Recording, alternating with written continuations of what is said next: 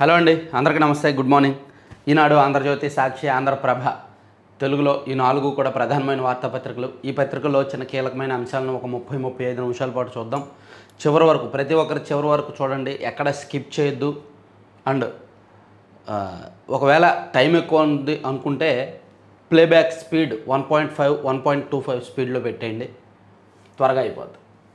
ఈనాడులో ఒక off beat అంశం, అంటే జీవనశైలికి సంబంధించిన పెళ్లికి ముందే అర్థం చేసుకునేలా కాబోయే జంటలకు ఆర్థిక కుటుంబ వ్యవహారాలపై అవగాహన, ప్రభుత్వ వన్ స్టాప్ సెంటర్లలో ఉచిత కౌన్సిలింగ్కు ఏర్పాట్లు.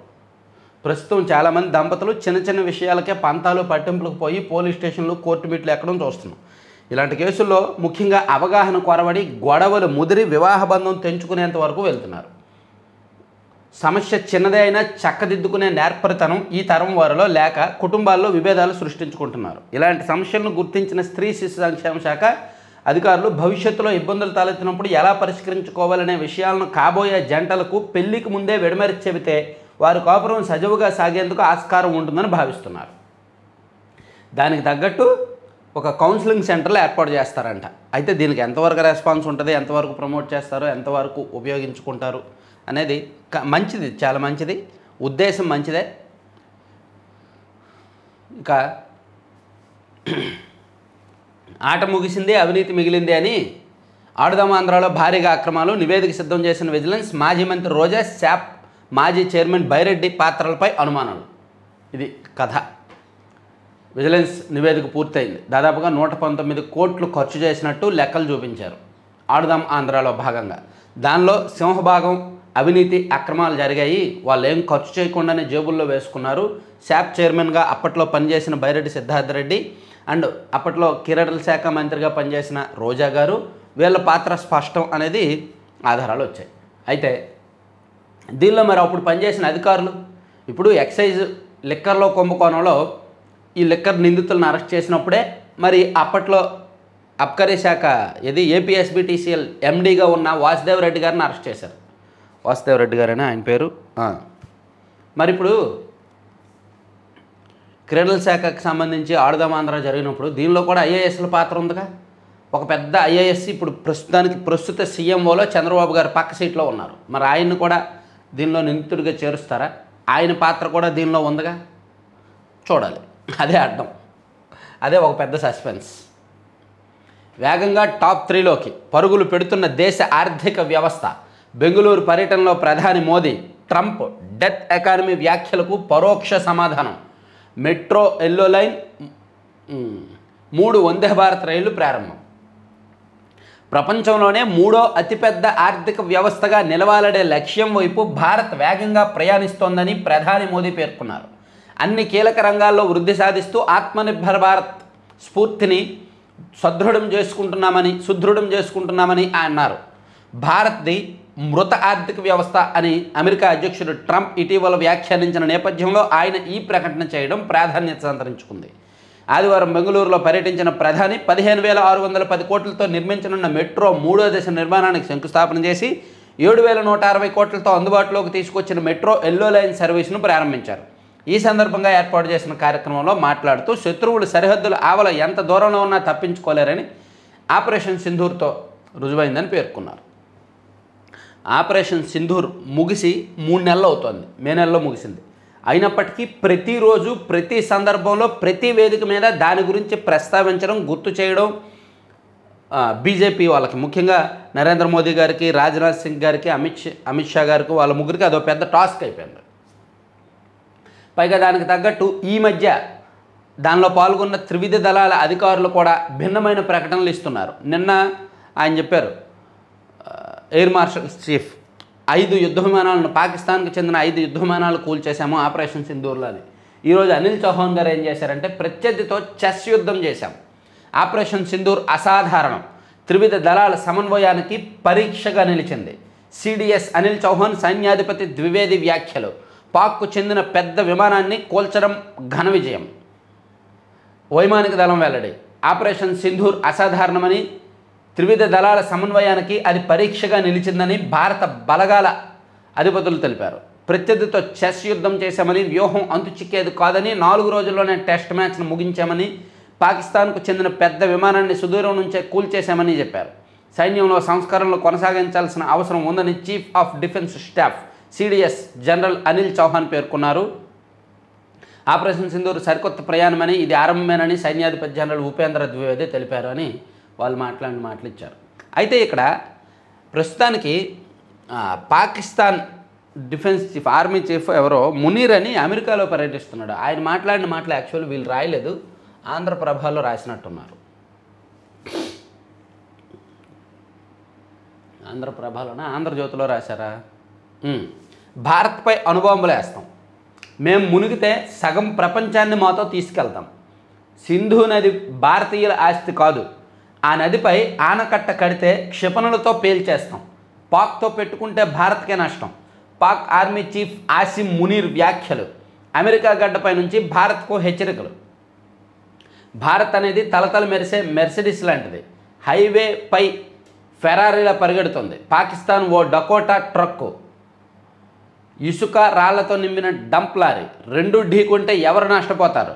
అమెరికాలోని ప్రవాస పాకిస్తాన్లతో భేటీలో మునీర్ అలా మాట్లాడాడు. ఆయన అమెరికాలో పర్యటిస్తూ అక్కడ అక్కడ సెటిల్ అయిన పాకిస్తాన్ వాళ్ళతో మాట్లాడే సందర్భంలో అలా హెచ్చరించాడనమాట. ఆయన భారత్పై అణుబాంబులు వేస్తాము, మేము మునిగితే సగం ప్రపంచాన్ని తీసుకెళ్తాము, అది ఇది మాట్లాడాడు.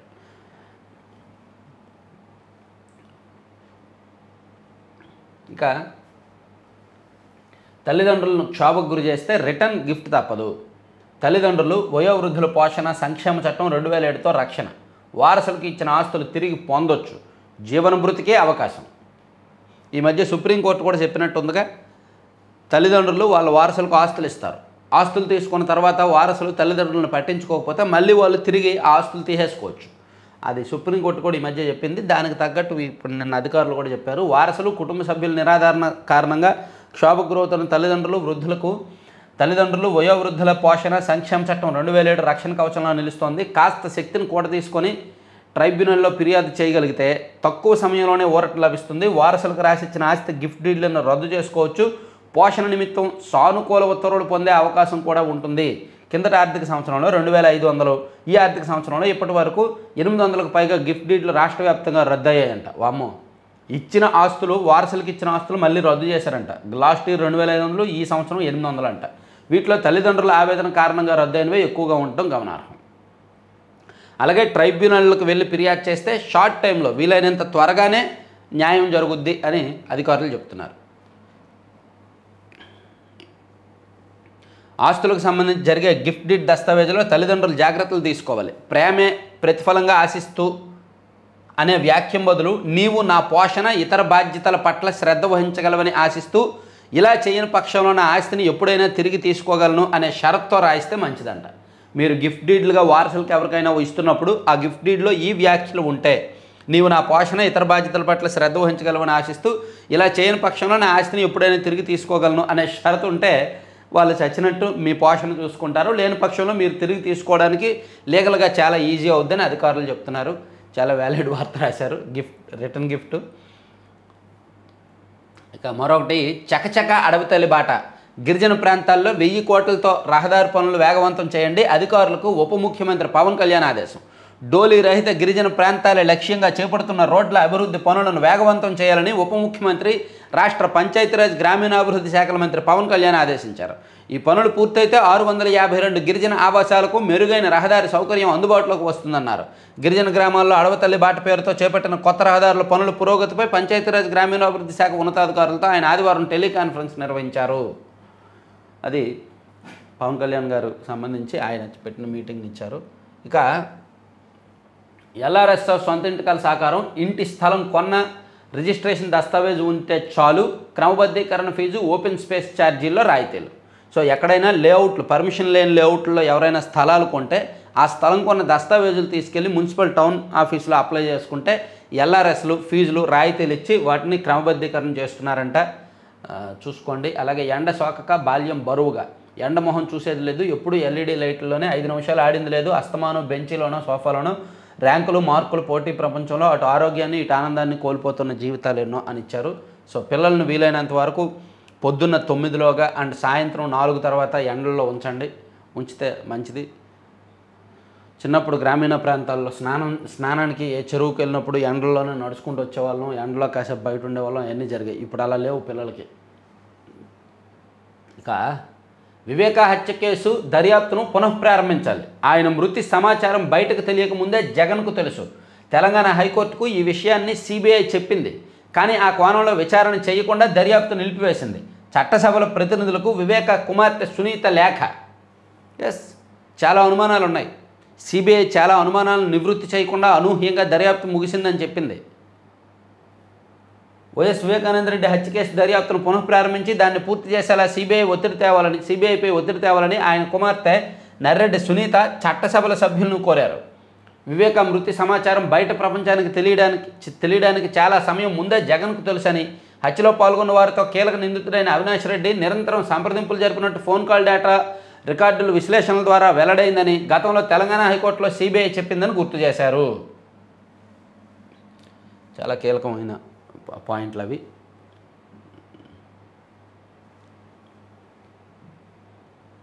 చరిత్రలో ఘనం, జ్ఞాపకాలకు కనం. 100 ఏళ్లైన వనితగిన చీరాల పేరల ఉద్యమ స్వరం, క్షేత్రస్థాయిలో ఆనవాళ్లు మాయం, పరిరక్షణ అవశ్యం, స్మారక నిర్మాణంపై దృష్టి పెట్టాలని స్థానికులు వినతి.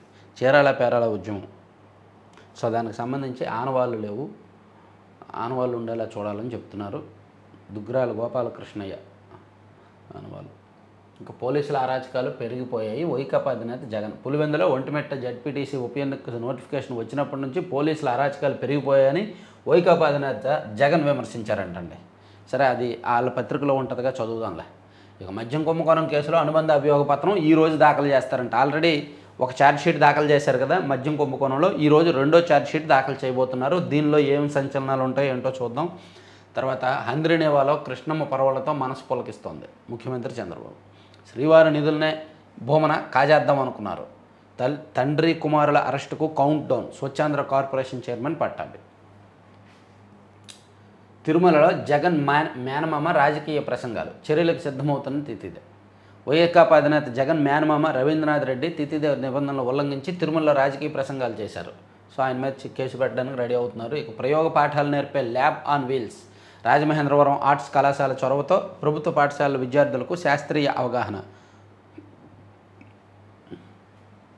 ల్యాబ్ ఆన్ వీల్స్ అంటండి. నిత్యం పుస్తకాలతో కుస్తీ పట్టే పిల్లలకు మరింత సమగ్రంగా విజ్ఞానం అందాలంటే ప్రయోగ పాఠాలు తప్పనిసరి. ప్రభుత్వ పాఠశాలల్లో విద్యార్థులకు ప్రయోగాత్మక విద్యను అందించేందుకు తూర్పుగోదావరి జిల్లా రాజమహేంద్రవరంలోని 172 ఏళ్ల చరిత్ర ఉన్న ప్రభుత్వ ఆర్ట్స్ కళాశాల ప్రత్యేక కార్యక్రమం నిర్వహించింది. హైగ్లో పేరిట ల్యాబ్ ఆన్ వీల్స్ నడుపుతోంది. పరికరాలతో ఏర్పాటు చేసిన ప్రత్యేక బస్సు ప్రతి వారం పాఠశాలకు వెళ్తూ విద్యార్థులతోనే ప్రయోగాలు చేయిస్తూ అవగాహన కల్పిస్తోందంట. మంచిది. థియరీ చదువుతారు పాఠశాలలో. మన ప్రభుత్వ పాఠశాలలో థియరీ ఉంటుంది తప్ప ప్రాక్టికల్స్ ఉండవు, ల్యాబ్లు ఉండవు. Junior college, degree college, engineering లెవెల్లో ప్రాక్టికల్స్ ఉంటాయి, కానీ థియరీ స్కూల్స్లో థియరీ ఉంటుంది. సో దానికి తగ్గట్టు ప్రాక్టికల్స్ కూడా ల్యాబ్ ఆన్ వీల్స్ అని ఒకటి నడుపుతున్నారంట. మంచిది. ఇది బనకచర్లను అడ్డుకుంటాం. పడుకోండి, అక్కడ మంచం వేసుకొని పడుకోండి. బనకచర్లు కట్టేస్తున్నారు, మీ ఇద్దరు వచ్చి మంచం వేసుకొని పడుకోండి. ఏదో అక్కడ కట్టేస్తున్నట్టు, డబ్బులు మా దగ్గర మునిగిపోయి కట్టేస్తున్నట్టు, బనకచర్ల ప్రాజెక్ట్ కట్టేస్తున్నట్టు వీళ్ళేమో అడ్డుకుంటారంట. వచ్చి మంచం వేసుకొని పడుకోండి మీ ఇద్దరు.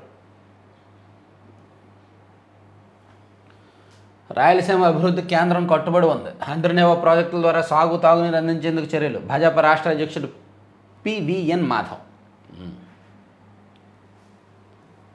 2 లక్షల టన్నుల యూరియా నిల్వలు ఉన్నాయంట. ఓకే, పక్కకి వెళ్ళిపోమ్మా. అర్హత లేకున్నా ఈఎన్సీగా అందరం.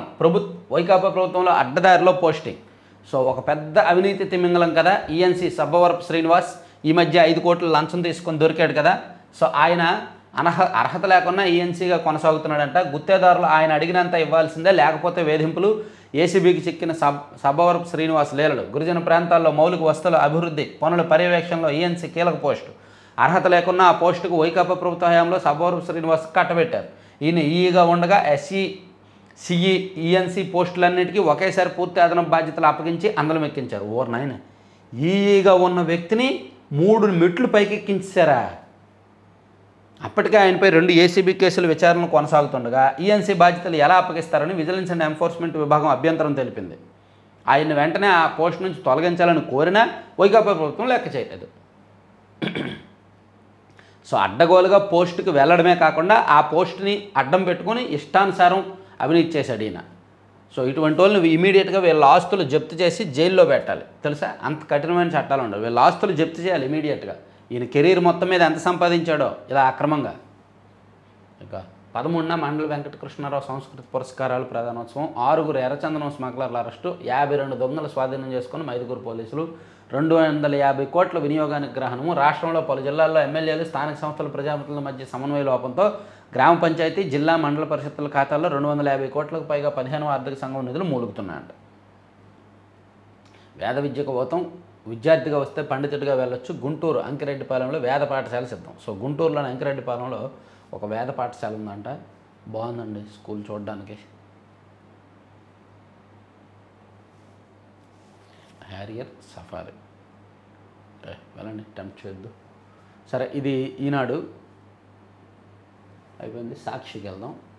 సాక్షిలో ప్రజాస్వామిక అరాచకవాది చంద్రబాబు, రౌడీ రాజకీయాలు తప్ప ప్రజల అభిమానాన్ని మనసును గెలుచుకోలేదు. మీ గురించి మీరు చెప్పుకుంటున్నారా? చంద్రబాబు గారి గురించా? వైఎస్ఆర్సీపీ అధ్యక్షులు మాజీ సీఎం వైఎస్ జగన్ మండిపాటు. చంద్రబాబు గారి గురించి జగన్మోహన్ రెడ్డి గారు ట్వీట్ చేశారా? కుట్రలో దౌర్జన్యాలు, దాడులు, అబద్ధాలు, మోసాలు, వెనుపోట్లతో కుర్చీలు ఆక్కుంటారు. ఇందుకు పులివెందుల, ఒంటిమిట్ట, జడ్పీటీ స్థానాల ఉప ఎన్నికల్లో బరితెగింపే సాక్ష్యం. చంద్రబాబు అడుగులకు మడుగులెత్తే కొందరు అధికారులు, పోలీసులతో ముఠా ఏర్పాటు. టీడీపీ అరాచక గ్యాంగులతో కలిసి పనిచేసే దారుణాలతో ఉప ఎన్నికలను హైజాక్ చేసే కుట్ర. ఇదివరకు ఎన్నడూ లేని విధంగా వందలాది మంది వైఎస్ఆర్సీపీ నేతలు బయట ఓవర్. ఈ నెల 5న ఓ పెళ్లికి వెళ్ళిన అమరేష్ రెడ్డి, సైదాపురం సురేష్ రెడ్డిపై దాడి. అడ్డుకోబోయిన వారిపై శ్రీకాంత్, నాగేష్, తన్మోహన్ రెడ్డిపైన ఇతరులపైన దాడి. ఈ నెల 6న ఎమ్మెల్సీ రమేష్ కుమార్ యాదవ్, వేల్పుల రామలింగారెడ్డిపై హత్యాయత్నం. ఈ సమయంలో ల్యాండ్ ఆర్డర్ కాపాడాల్సిన పోలీసులు పూర్తిగా ప్రేక్షక పాత్ర. దాడికి పాల్పడిన వారిలో ఒక్కరిని కూడా అరెస్ట్ చేయను. జగన్మోహన్ రెడ్డి గారు ఇదే ట్వీట్ చేస్తూ మేము అధికారంలో ఉన్నప్పుడు ఇలా చేసామని చెప్తే బాగుండేది. ఆ ఒక్క లాజిక్ మర్చిపోతున్నారు జగన్మోహన్ రెడ్డి గారు. ఇప్పుడు జరిగిందంతా ట్వీట్ చేస్తున్నారు. ఓకే, పులివెందుల ఉప ఎన్నిక సందర్భంగా, ఒంటిమిట్ట ఉప ఎన్నిక సందర్భంగా పోలీసులు వ్యవహరిస్తున్న తీరు, అధికార టీడీపీ నేతలు వ్యవహరిస్తున్న తీరు పోస్ట్ చేస్తున్నారు. అదే సందర్భంలో మేము అధికారంలో ఉన్నప్పుడు కుప్పం మున్సిపల్ ఎన్నికను ఏ విధంగా నిర్వహించారు అనేది కూడా చెప్పాల్సింది.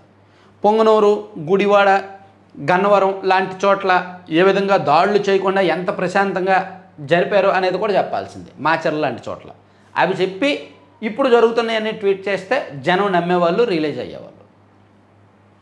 కానీ అవి చెప్పలేమే. మనం చేసిన ఘనకార్యాలు చెప్పుకోలేమే. ఎలా చెప్పుకుంటాం?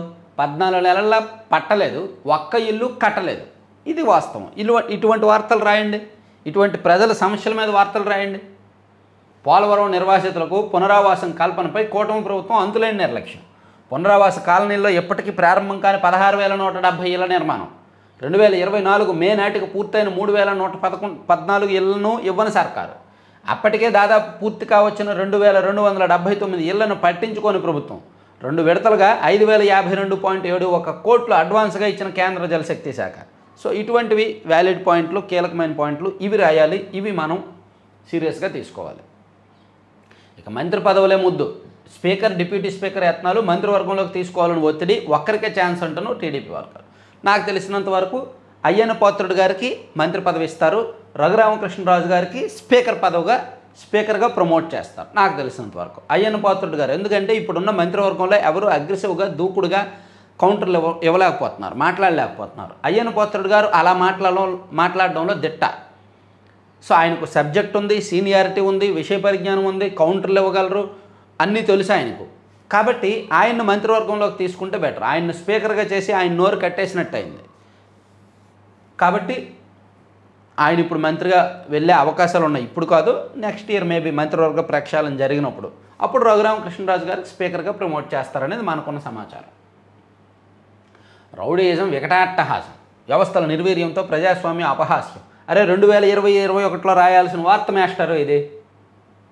పులివెందుల, ఒంటిమిట్ట, జడ్పీటీసీ స్థానాల ఉప ఎన్నికల్లో టీడీపీ గోండాగిరి, ఘోర పరాజయం తప్పదని అక్రమ కేసులకు తెరతీసిన వైనం. పోలీసుల వ్యవస్థ ద్వారా బెదిరింపులు, ప్రలోభాలు, వందలాది మంది బైండోవర్ కేసులు, తప్పుడు కేసులు. టీడీపీ మూక దాడుల్లో బాధితులు 50 మంది పైన. రివర్స్లో SC/ST తప్పుడు కేసులు. ఓహో, అప్పుడు అంగళ్ళలో చేశారు అలాగా, అప్పుడు మాచర్లలో చేశారు అలాగా. పులివెందుల్లో అనుమతి లేకుండా ర్యాలీ నిర్వహించారంటూ మరో 150 మందిపై కేసు. నీవు నేర్పిన విద్యయే నిర్దీక్ష అంటారు దీన్నే. ఇక ఎనలేని పని భారం జీవితం నిస్సారం. నిరంతరం బిజీ జీవితంలో మానసిక శారీరక అలసట, ఉద్యోగుల ఉత్పాదకత, పనితీరుపై ప్రతికూల ప్రభావం. నిజమా? ఎప్పుడూ బిజీగా ఉంటే అలసట ఉంటుందా? ఉండదే. నచ్చిన పని చేయండి. ఎప్పుడు బిజీగానే ఉండండి. నేను ఎప్పుడు బిజీగానే ఉంటా. వీడియోలు చేసినంతసేపు వీడియోలు చేస్తా. ఆ తర్వాత గ్రౌండ్ వర్క్, మన టీం గ్రౌండ్లో తిరుగుతారు కదా, వాళ్ళతో ఎప్పటికప్పుడు మాట్లాడుతూ గ్రౌండ్ రిపోర్ట్ అంతా స్టడీ చేస్తా. వాళ్ళు ఇచ్చిన రిపోర్ట్ అంతా, దాని మీద అక్కడ వాళ్ళు ఇచ్చిన ఫోన్ నెంబర్లు అక్కడ నాయకులు కొంతమందితో మాట్లాడుతూ ఉంటా. ఆ తర్వాత ఎక్కడికైనా ఎవరినైనా కలవాలి అనుకుంటే డ్రైవింగ్ చేస్తూ వెళ్తా. అంటే నిరంతరం బిజీగానే ఉంటా. సో నా పాలసీ ఏంటంటే మ్యాక్సిమం పని ఒత్తిడి, పని భారం మైండ్లో పెట్టుకోవాలి. మనం మ్యాక్సిమం పని చేస్తూ ఉండాలి. అప్పుడు మనకి సైడ్ ట్రాక్ పట్టడం, తప్పుడు ఆలోచనలు రావు. అండ్ ఒత్తిడి, ఏదో ఒక ఒత్తిడి ఉండాలి మీద, ఒక భారాన్ని వేసుకోవాలి అనేది పాలసీ. కానీ ఇక్కడేమో ఎనలేని పనిభావం జీవితం నిస్సారం అన్నారు. అంటే పనిని భారంగా భావిస్తే ఇలాగే ఉంటుంది. పనిని భారంగా భావించకూడదు. మృతప్రాయ ఆర్థిక వ్యవస్థ కాదు, 3వ స్థానానికి ఎదుగుతున్నాం. ఇందాక చెప్పుకున్నాం మాస్టర్. ఇక నానో ప్లాస్టిక్ నిశ్శబ్ద మృత్యువు. సముద్రంలో కోట్ల టన్నుల నానో ప్లాస్టిక్, చేపలు, రొయ్యలు వంటి సముద్ర ఆహారం ద్వారా మన శరీరంలోకి పీఈటీ, పీవీసీ, పీఈ సూక్ష్మ కణాలుగా మారే అవకాశం. ఫలితంగా జీర్ణ సమస్యలు, హార్మోన్లు, క్యాన్సర్ వంటి వ్యాధులు. ప్లాస్టిక్ వాడకాన్ని తగ్గించడమే శరణ్యం. Nano plastic. ఇక బలవంత భూసేకరణ తగదు. 2013 చట్టాన్ని తొంగలో తొక్కుతున్న టీడీపీ కూటమి ప్రభుత్వం గ్రామ సభలు కూడా నిర్వహించకుండా సారవంతమైన భూములు లాక్కుంటోంది. ప్రభుత్వం తీరు కాకుల్ని కొట్టి గద్దలకు పెట్టినట్టుగా ఉంది. రైతులు, వ్యవసాయ కార్మికులు తిరగబడాలి. బలవంత భూసేకరణకు వ్యతిరేకంగా జరిగిన రాష్ట్ర స్థాయి బహిరంగ చర్చలో వక్తలు. 25న కలెక్టరేట్ల వద్ద నిరసన. అసెంబ్లీ సమావేశాలప్పుడు ఆందోళనకు నిర్ణయం. ఓకే, మన ఆదాయం పెరిగింది. సగానికి తగ్గిన అల్ప ఆదాయ దేశాల సంఖ్య, 200లకు పైగా పెరిగిన సంపన్న దేశాలు. వెల్లడించిన ప్రపంచ బ్యాంక్ 1987, 2024 లెక్కలు. ఇక మోస్ట్ వాంటెడ్ ఎర్ర స్మగ్లర్ నాగ దస్తగిరి రెడ్డి అరెస్టు. సింగపూర్ మన సంధాయక్ మెరుపులు. సింగపూర్ సముద్ర జలాల్లో భారత యుద్ధ నౌక ఐఎన్ఎస్ సంధాయక్ కనువిందు చేస్తోంది. సింగపూర్ 60వ జాతీయ దినోత్సవాల్లో భారత్ తరపున సంధాయక్ వార్షిప్ ప్రాతినిధ్యం వహించింది. అనుమానాస్పద స్థితిలో ఇంటర్ విద్యార్థిని. పొట్టి శ్రీరాములు నెల్లూరు జిల్లా కేంద్రం నెల్లూరులో ఇంటర్ విద్యార్థిని ఆదివారం అనుమానాస్పద స్థితిలో మృతి చెందింది. ఆమె హాస్టల్ బాత్రూంలో ఉరేసుకున్నట్టు చెబుతున్నారు. డిఎస్సి తుదికి తప్పులపై పరిశీలన. ఇక భారత్ను ఏ శక్తి ఆపలేదు. భారత ఎదుగుదలను అమెరికా అధ్యక్షుడు స్వాగతించలేకపోతున్నారని భారత రక్షణ శాఖ మంత్రి రాజ్నాథ్ సింగ్ అన్నారు. ప్రజల ముంగిటికే న్యాయం, ప్రజలకు సత్వర న్యాయం అందించేందుకు న్యాయ వ్యవస్థ ఉందని సిజే గవాయ్ వ్యాఖ్యానించారు. సరే, బై బై, గుడ్ బై. ఇక అటెన్షన్ చంద్రబాబు గారు అని నిన్న ఒక వార్త రాశారు కదా ఆంధ్రజ్యోతిలో. ఈరోజు మరొకటి రాశారు. అటెన్షన్ చంద్రబాబు ఇంకా రంగుల కలయి. కంప్యూటర్ తెరపైనే రాజధాని ప్లాట్లు, లేఅవుట్లు అభివృద్ధి చేయని అధికారులు. 2016లోనే రిటర్నబుల్ ప్లాట్ల కేటాయింపు. 2 ఏళ్లలో లేఅవుట్ల అభివృద్ధికి హామీ. 2025 వచ్చినా నేటికి నెరవేరని వైనం. లెవెలింగ్ లేదు, రోడ్లు హద్దులు లేవు, మౌలిక సదుపాయాల కల్పన అసలే లేదు. 5 ఏళ్లు రాజధానిని అటకెక్కించిన జగన్. కూటమి వచ్చి 15 నెలలైనా ప్లాట్లకు పాట్లే. సీఎం దృష్టి సారించాలని రైతులు వినతాయి. మంచి వ్యాలిడ్ పాయింట్. ఎప్పుడో 2015లో రైతులు భూములు ఇస్తే 2016లో రిటర్నబుల్ ప్లాట్లు ఇచ్చారు. కానీ దానిలో లేఅవుట్ల అభివృద్ధి లేదు, మౌలిక సదుపాయాలు లేవు, హద్దులు లేవు. ఓన్లీ ఇలా మ్యాప్ ఉంది తప్ప దానికి తగ్గట్టు ఫీల్డ్లో లేదు. దీనివల్ల భూములు ఇచ్చిన రైతులు ఇబ్బంది పడుతున్నారు అని ఒక వార్త, మంచి వార్త రాశారు. సో ఇటువంటి సమస్యలన్నీ కూడా క్లియర్ చేయకుండా మళ్ళీ మీరు భూములు ఇవ్వండి అని అడిగితే ఎందుకు ఇస్తారు రైతులు? ఇల్లును కట్టాలంటే స్థలం ఉండాలి, రోడ్లు కావాలి, విద్యుత్ కనెక్షన్ కావాలి, లేఅవుట్ వేసి అవసరమైన అన్ని మౌలిక వస్తువులు కల్పించాలి. అవేవి లేకుండా ఇల్లు కట్టుకోవడం ఎలా? ఇల్లు లేని చోట అభివృద్ధి జరిగేది ఎలా? ప్రజా రాజధాని కళ సాకారం అయ్యేది ఎలా? ప్రస్తుతం ఇది రాజధాని పరిస్థితి. అన్నీ చేసేయండి అని ముఖ్యమంత్రి చంద్రబాబు ఎప్పుడో చెప్పారు. కానీ ఆయన స్థాయిలో, అధికారుల స్థాయిలో అడుగు ఒక్క అంగుళం కూడా ముందుకు పడనేయడం లేదనమాట.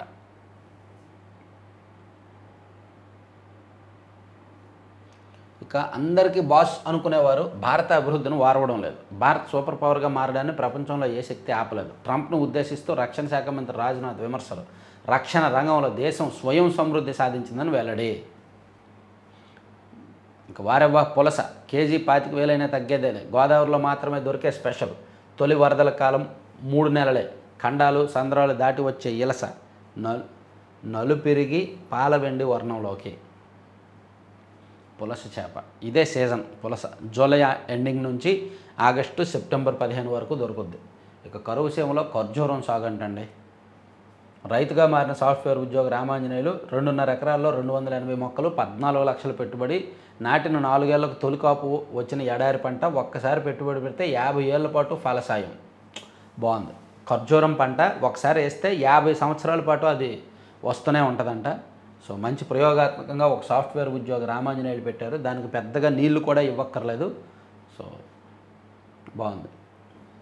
వారు తర్వాత ఆడారు అవినీతి ఆట. ఆడుదాం ఆంధ్రాలో 40 కోట్లు మింగేశారు. లెక్కల్లో ఖర్చు డబ్బులు, నాసిరకం కిట్లు, ప్రభుత్వానికి 30 పేజీల నివేదిక. కీలకం ఆ ముగ్గురే. ముడుపై రూటింగ్లో మాస్టర్ గోవిందప్ప, సిండికేట్ సమావేశాలకు ధనుంజయ రెడ్డి, అంతిమ లబ్ధిదారు సూచనలను ఆ సమావేశాల్లో తెలిపిన కృష్ణమోహన్ రెడ్డి. నేడు లిక్కర్ స్కామ్లో సిట్ 2వ ఛార్జ్షీటు, సెప్టెంబర్లో మరొకటి దాఖలు చేసే వీళ్ళు. లిక్కర్ స్కామ్లో 2వ ఛార్జ్షీట్లో వీళ్ళ పాత్ర ఏంటి, వీళ్ళు ఏమేం చేశారనేది ఇవ్వబోతున్నారంట. ఇక పులివెందుల్లో హై వోల్టేజ్, జడ్పీటీసీ ఉప ఎన్నిక కాక అనూహ్యంగా పుంజుకున్న టీడీపీ, ఇంటింటి ప్రచారం చేసిన మంత్రులు, ఓటుకు 5,000 పంచుతున్న వైసీపీ. మరి వైసీపీ 5,000 ఇస్తే వీళ్ళు కూడా 5,000 ఇస్తారుగా, అది కామన్. సో పులివెందుల ఒంటిమిట్ట ఉప ఎన్నికల ఫలితాలు చాలా కీలకం కాబోతున్నాయి. ఇక ఓటు చోరీపై ఉద్యమం ప్రచారానికి వెబ్ పోర్టల్ను ప్రారంభించిన కాంగ్రెస్, అందులో రిజిస్టర్ చేసుకోవాలని ప్రజలకు పిలుపు, డిజిటల్ ఓటర్ల జాబితాకు మద్దతు ఇవ్వాలని అభ్యర్థన. ఇది ప్రజాస్వామ్య రక్షణ పోరాటం. రాహుల్. సో ఓట్చోరీ.in అనే వెబ్సైట్లో రిజిస్టర్ చేసుకోవాలని, దీనిలో ఈసీ నుంచి జవాబుదారీతనాన్ని డిమాండ్ చేయాలని కాంగ్రెస్ పార్టీ ఒక స్పెషల్ క్యాంపెయిన్కి శ్రీకారం చుట్టింది. ఇక వెంకయ్యనాయుడు గారు నరేంద్ర మోదీతో భేటీ అయ్యారు. ఆర్ఎస్ఎస్ నేతలతో కూడా భేటీ అవుతున్నారు. ఉపరాష్ట్రపతి ఎన్నిక, బీజేపీ అధ్యక్షుడి ఎన్నిక, పార్టీ వ్యవహారాలు, రాజకీయాల మీద ఆయన మాట్లాడుతున్నారు. ఆయనకి ఇంకా వయసు ఉంది, ఓపిక ఉంది, ఆసక్తి ఉంది కాబట్టి మేబీ ఆయన మళ్ళీ రీఎంటర్ అవుతారేమో చూడాలి. ఇవి దీనిలో రాశారు.